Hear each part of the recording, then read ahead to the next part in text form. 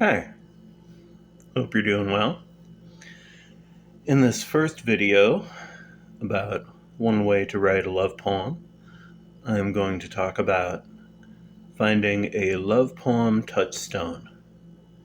And I'll start out by reciting mine, the best I can remember it.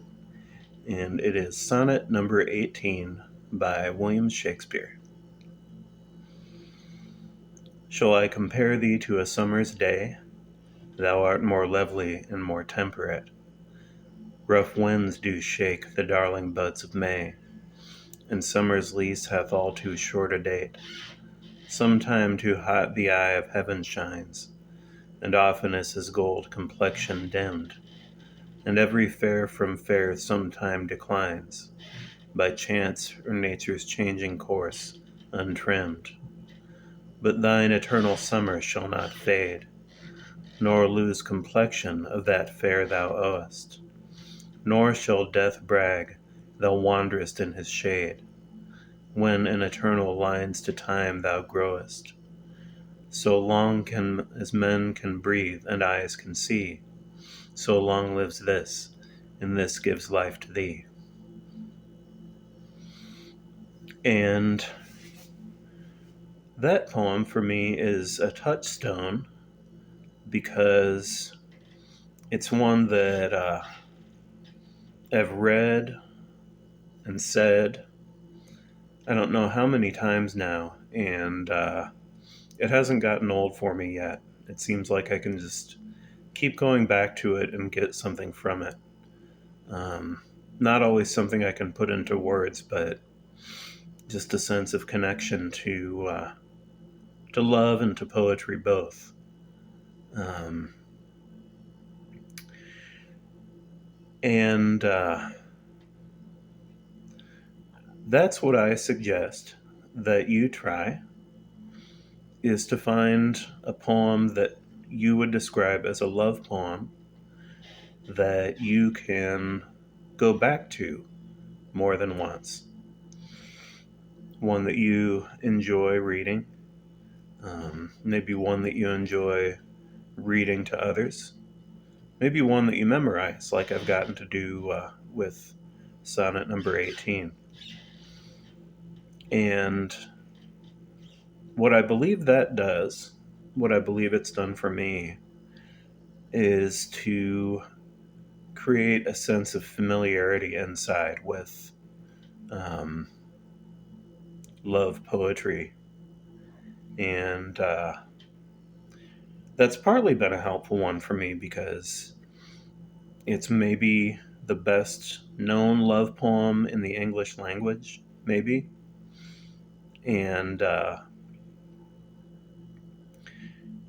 for me, there's something kind of powerful about that, that I can read it or recite it or both and feel this kind of connection to, lots and lots and lots of people who have been touched by this poem over the centuries.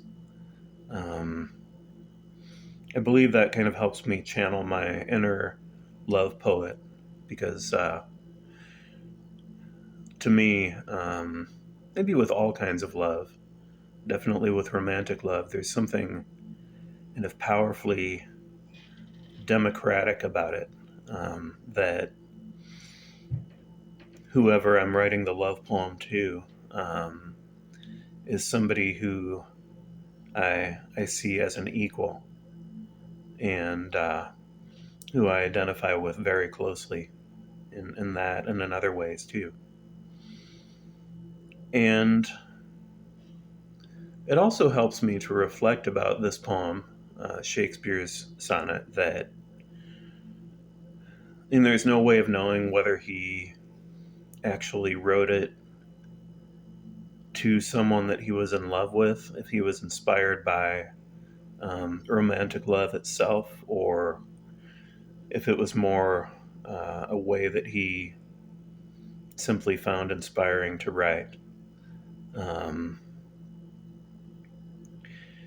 and I believe that's a good thing to know because writing a love poem doesn't have to mean feeling overwhelmed with romantic love throughout the writing process. Um, that can be nice, but if if I'm writing about somebody and I'm just tired because it's that time of day or whatever for me to get tired, there are still things I can do with the poem, and I also am helped by remembering about this poem that maybe a lot of people who have had it read to them haven't really known what it means, at least most of it.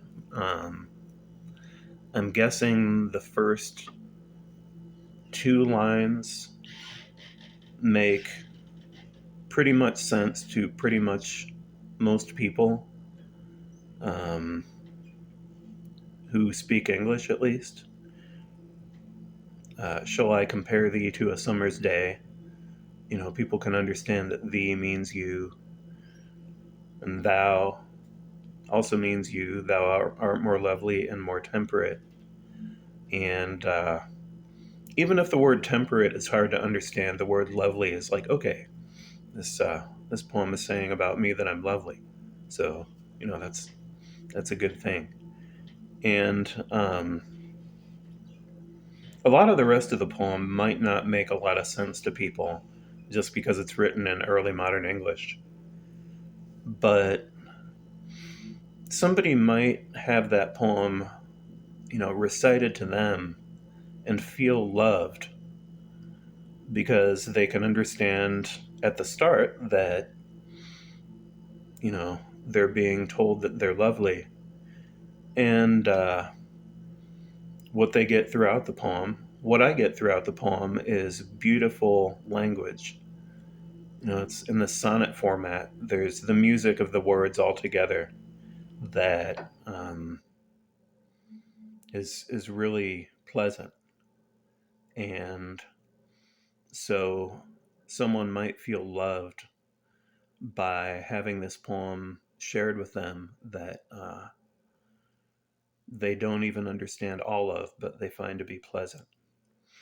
And then something else that I believe is important to note about this poem is that it has an image in it.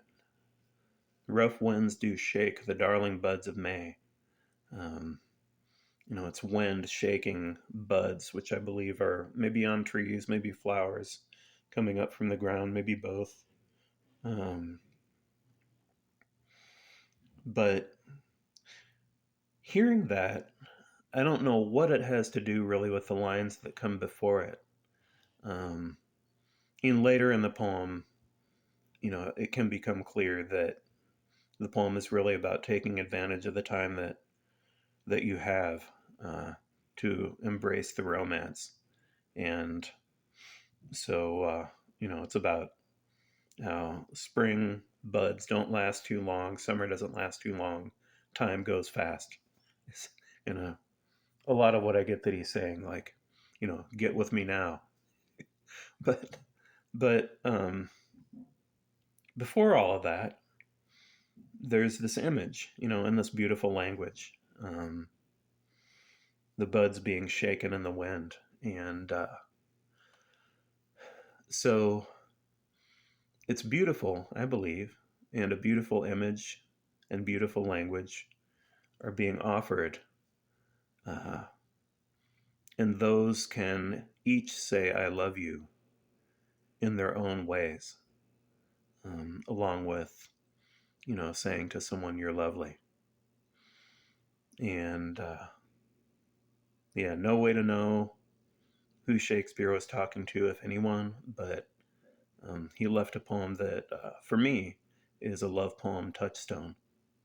And that or another one might be for you too. So I suggest that you find one that you get a lot out of reading and rereading. Thanks.